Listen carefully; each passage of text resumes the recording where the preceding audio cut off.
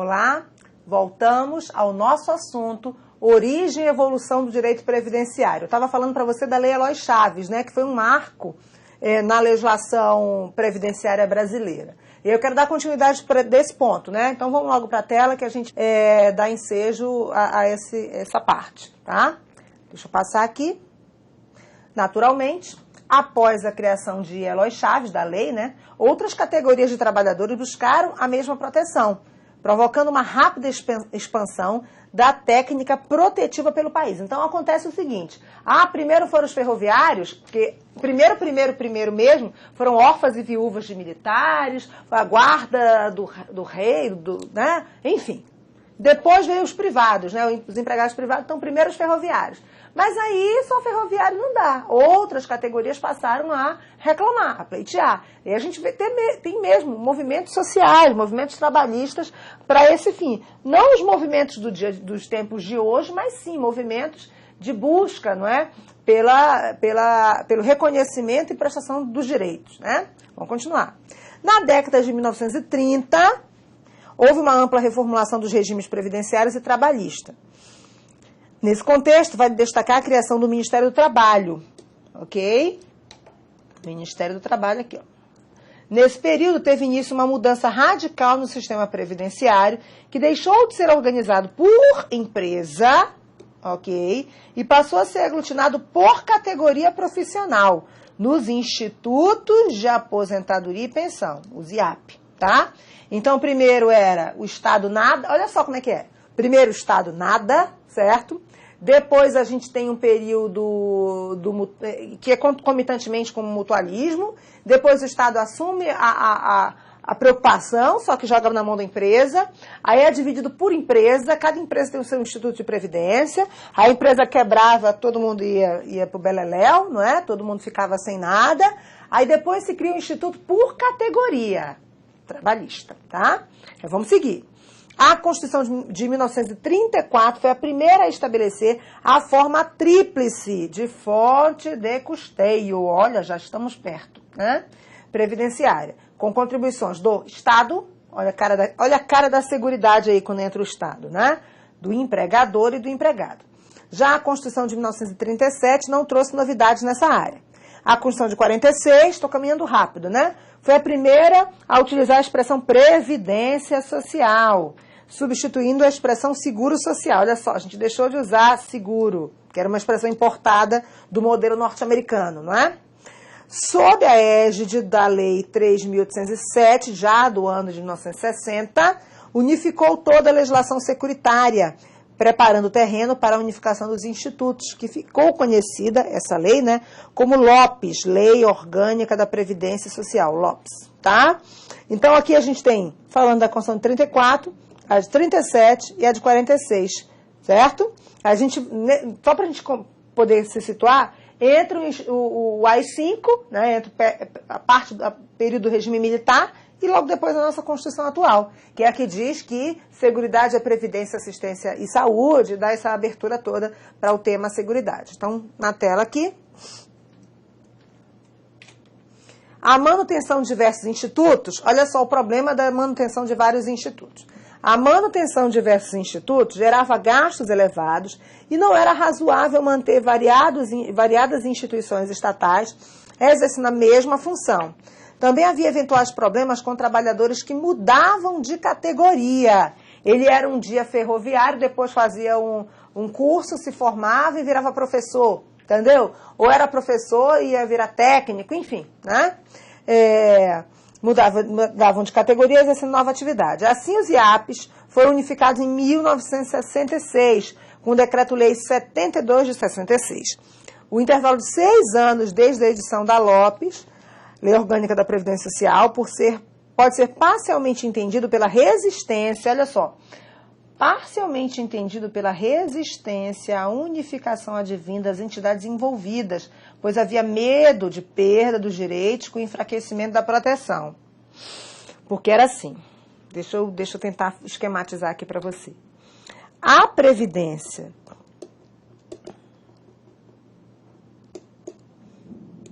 por categoria, O que ela gerava? Olha só o que ela gerava. Algumas categorias eram fortalecidas, outras não. Vamos pensar de petroleiros.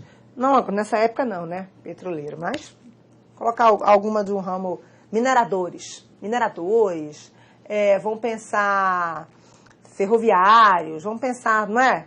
Aí outra, professores, vamos pensar, né? Então, algumas categorias eram fortalecidas. Quando você tem a unificação, a categoria fortalecida, que detém também uma maior influência política, não é? Consegue fazer uma pressão maior, ela não quer essa unificação.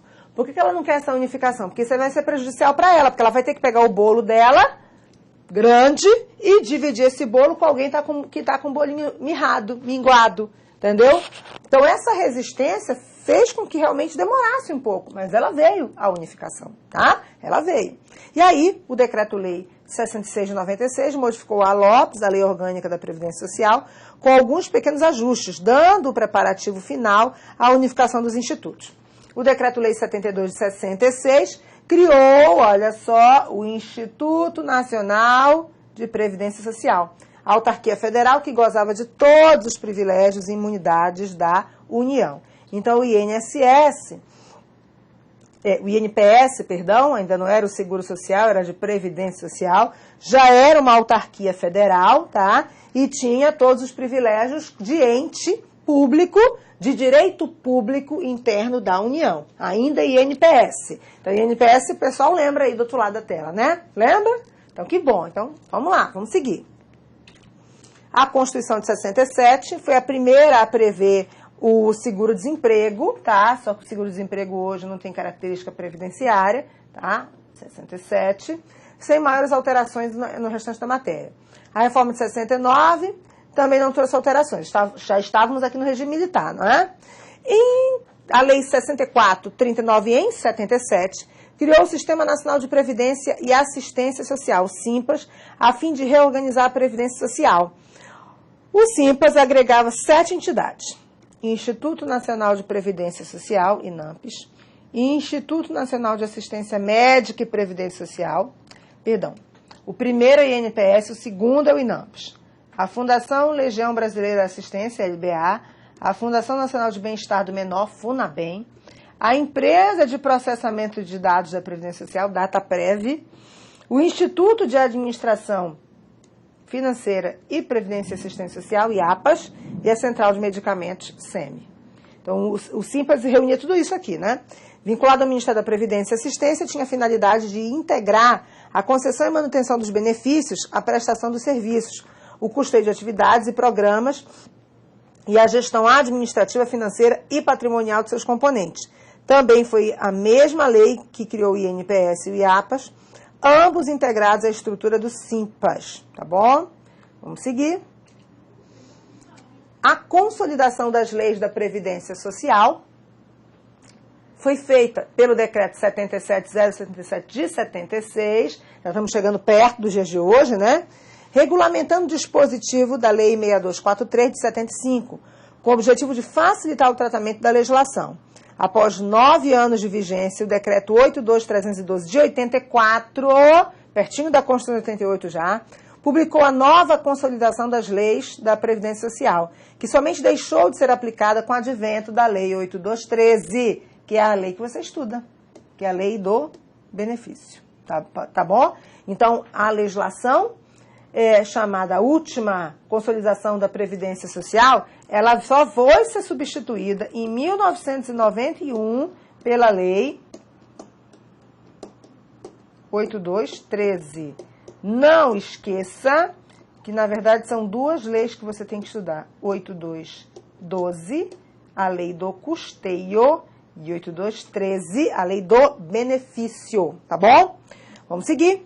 A Constituição de 88 tratou pela primeira vez da Seguridade Social, entendida como um conjunto, aí é o conceito, conjunto de ações na área de saúde, previdência e assistência.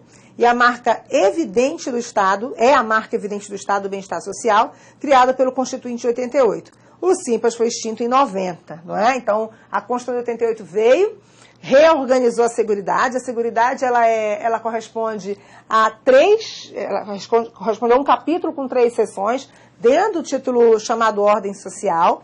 Tem vários artigos na Constituição tratando sobre ela. Quando você tem um dispositivo na Constituição, ele ganha um status de importância, o status constitucional, é isso que se quer dar, tá bom? Vamos seguir, que eu ainda tenho mais coisa para ver com você. A Lei 8029 de 1990 cria o Instituto Nacional de Seguridade Social, agora sim, o nosso INSS, a autarquia federal vinculada ao Ministério da Previdência e Social, não é? Por meio da fusão do INPS e do IAPAS. Assim foram unificadas as 2 autarquias previdenciárias, reunindo custeio e benefício, por enquanto, em uma única entidade, o que seria remodelado posteriormente, tá? Atualmente, os decretos 5.870 de 2006 e 7.756 de 2011 disciplinam a estrutura regimental e o quadro demonstrativo dos cargos em comissão e das funções gratificadas do INSS. O INAMPS foi extinto, assim como a LBA, a FUNABEM, a SEMI, a Dataprev não, tá? A Dataprev continua em atividade, sendo empresa pública vinculada ao Ministério da Previdência Social, tá? Então, só para a gente poder ver como se reorganizou a administração pública direta. Direta e indireta aqui, né? Porque a gente tem autarquias. Em julho de 91, entraram em vigor os diplomas básicos da Seguridade. Vamos lá, quais são esses diplomas básicos, Karina? A Lei 8.212, Plano de Custeio e Organização da Seguridade Social. A Lei 8.213, Plano de Benefício à Previdência Social, revogando totalmente a Lei Orgânica da Previdência Social. O Decreto 3.048, ele vai regulamentar essas 2 leis, tá?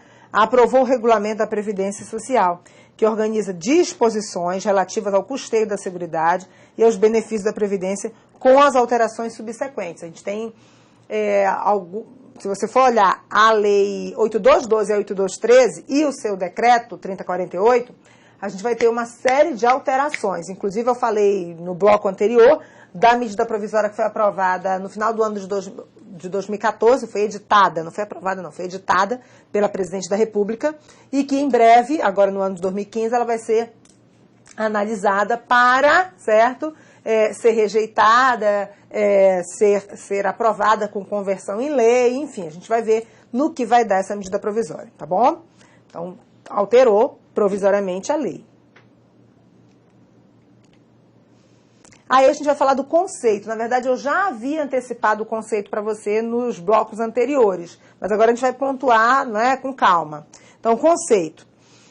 A Seguridade Social compreende um conjunto integrado de ações de iniciativa dos poderes públicos e da sociedade destinado a assegurar os direitos relativos à saúde, à previdência e à assistência.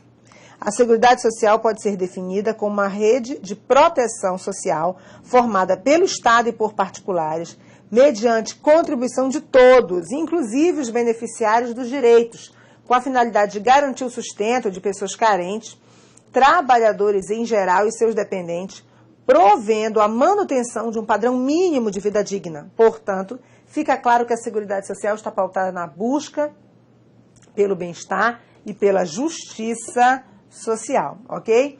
Então, aqui a gente tem bem clara a intenção do legislador constituinte de 88, assegurar saúde, previdência e assistência. Só para você ter uma ideia, lá na Constituição, saúde é direito de todos e saúde é evitar os riscos de doença.